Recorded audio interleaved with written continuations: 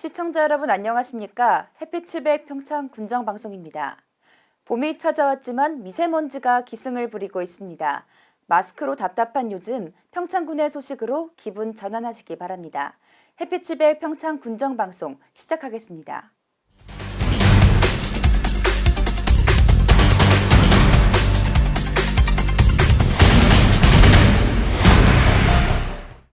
봄이 다가오면서 전통장 담그는 철을 맞았습니다. 다양한 봉사활동으로 지역사회 발전을 이끌고 있는 평창군 새마을회에서 올해도 지역의 소외계층과 어려운 이웃을 돕기 위해 막장 담그기 행사를 개최했습니다. 현장에 직접 다녀온 윤지현 리포터입니다. 한국인의 밥상에서 가장 기본이 되는 것, 바로 된장, 간장, 고추장인 장이 아닐까요? 볕잘 드는 진부면의 한 펜션 앞마당이 북적이는 이날은 평창군 새마을회의 회장단이 함께 모여 막장을 담그는 날입니다.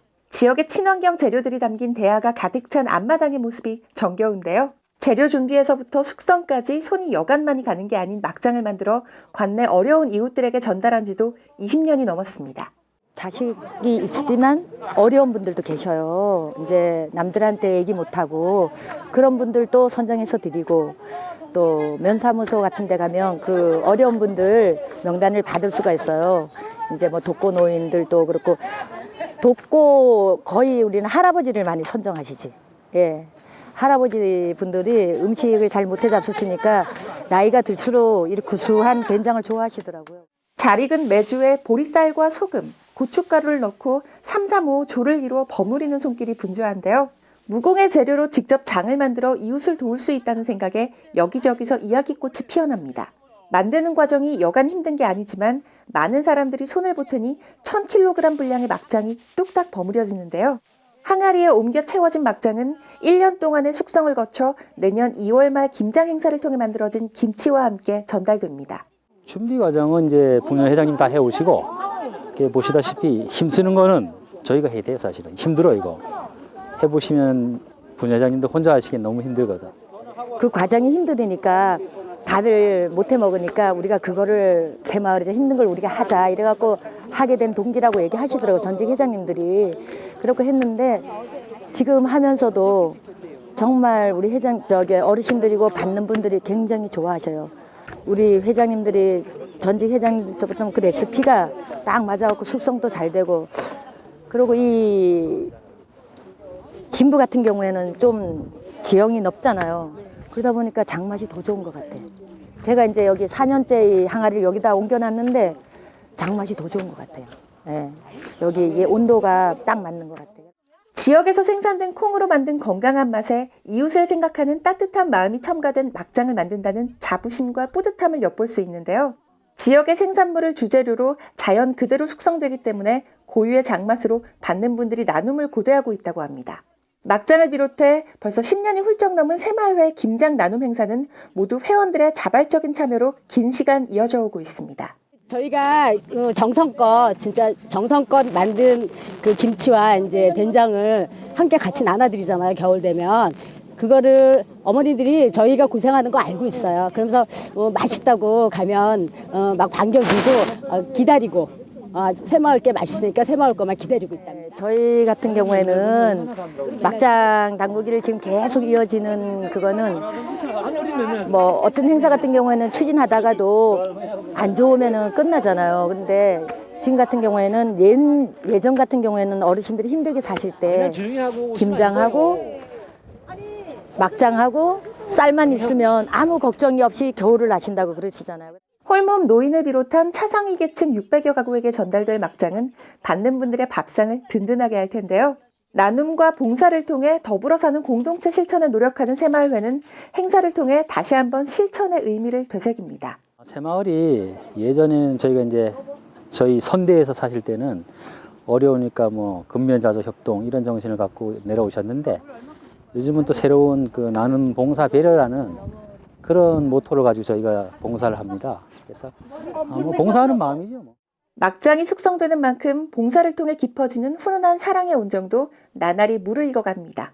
발효가 빨라 막담가 먹는다고 해서 이름 붙여진 막장은 강원도식이 맛의 정점을 찍는데요. 땀방울과 함께 직접 담근 전통장의 깊고 구수한 맛이 어려운 이웃들에게 그대로 전달되기를 희망합니다. 해피700 윤재원입니다. 안보교육회장인 이승복 기념관 일원에 무궁화 동산이 조성됩니다. 산림청이 주관한 2018 무궁화 동산 조성 사업에 평창이 최종 선정되면서 평창은 1억 원의 사업비를 확보했습니다. 평창군은 용평면 노동리에 위치한 이승복 기념관 내에 4월 말까지 무궁화 동산을 조성하고 무궁화 백단심계와 홍담시계 등 570그루와 산철쭉 등 관목류 600그루를 식재할 예정입니다. 또한 황토길 포장과 안내판, 벤치 등을 설치해 방문객들에게 편의를 제공할 예정입니다. 연간 10만 명 이상이 방문하는 이승복 기념관은 안보교육의 장으로 활용되고 있는데요. 무궁화 동산이 조성되면 국화 무궁화를 알릴 수 있는 교육의 장으로 활용하고 무궁화에 대한 관심과 애정을 홍보하는 평창의 상징적 명소가 될 전망입니다. 평창군은 영농기를 맞아 농업 경영 불안 해소와 농가 소득 안정을 위해 농작물 재해보험료 80% 지원에 나섰습니다. 국비 50%, 지방비 30%, 자부담 20%인 농작물 재해보험료는 보조 비율이 높아 농가의 부담률이 적으며 보험을 가입할 때는 보험분 선면제 후 사업이 개시됩니다. 지난해에는 32헥타르 35개의 농가가 보조를 받았으며 재해로 보험 혜택을 받은 농가는 총 3곳으로 4,900만 원을 지원받은 것으로 집계됐습니다. 농작물 재해보험 가입은 50여 개 품목으로 시설작물과 버섯은 11월, 고추는 4월, 고랭지 감자는 5월까지 가입이 가능합니다. 평창군은 해피700 평창시민대학 개강식을 지난 26일 서울대 평창 캠퍼스에서 개최했습니다. 개강식과 함께 첫 수업을 시작한 해피700 평창시민대학은 예술산책과정, 고전학당과정 등 3개 과정을 개설 과정별로 진행했습니다. 해피700 평창시민대학은 인생에 대한 지혜를 나누는 인문 교육 프로그램으로 문화, 역사, 철학 등 차별화된 프로그램을 선보였는데요. 어떻게 살 것인가에 대한 답을 찾도록 도와주며 개인과 사회의 사랑을 도모하는 과정으로 구성되어 있습니다. 시민대학은 평창군과 서울대 평생교육이 협약을 맺고 서울대 본교와 평창 캠퍼스 우수 강사진이 강의를 맡을 예정인데요. 개설 과정으로는 금속공예 이론과 기술을 배워 수강생이 공예품을 직접 만드는 예술 산책 과정과 동양고전 10선을 선정해 올바른 가치관 형성을 돕는 고전 학당 과정, 그리고 최신 농업기술과 트렌드를 소개하는 지역 농업 전문가 아카데미 과정으로 총 3개 과정을 진행합니다. 평창군은 고랭지 인삼 명품화 추진을 위해 2018년 인삼 분야 지원 사업을 추진한다고 밝혔습니다. 평창군에 따르면 2018년 인삼 분야 지원 사업으로 4억 3,300만 원을 투자해 인삼 재배시설 현대화를 비롯한 5개 사업을 추진합니다. 올해 평창군에서는 60개 농가가 103.7헥타르의 인삼을 재배하고 있는데요. 한국인삼공사와 인삼농협의 지난해 평창군 수매량은 153톤에 이를 정도로 인삼은 새로운 고소득 작물로 각광받고 있습니다. 인삼 재배에 적합한 기온을 갖추고 있는 평창군은 밤낮의 기온차가 크고 토양의 물빠짐이 좋아 고품질 인삼 생산이 가능합니다.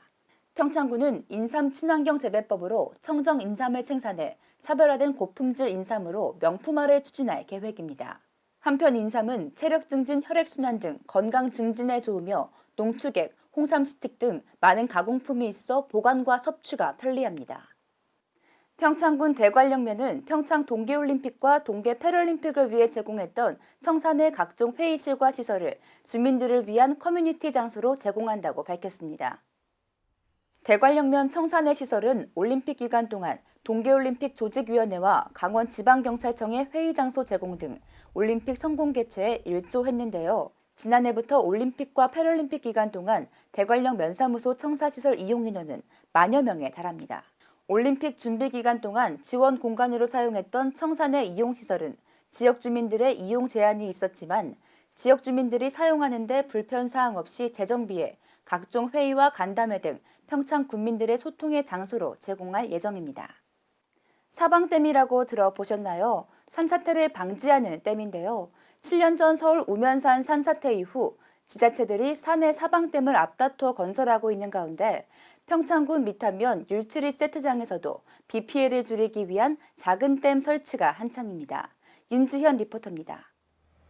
우리나라에 사는 경사가 가파르고 주로 안반 재질로 되어 있어 토성류로 인한 거대한 산사태가 일어나기 쉽습니다. 특히 강원도는 험준한 산이 많아 산사태나 토사 유출의 위험이 더욱 큰데요. 기습적인 집중호우에 대비해 토사와 나뭇가지, 돌덩이 등을 사전에 막아주는 역할을 하는 사방댐이 올해 평창군 산림재해 예방사업의 일환으로 밑한면 율치리 외 2곳에 만들어지고 있습니다. 산 속에서 나오는 물, 유량에 대해서 이제 막아주는 효과가 있고요.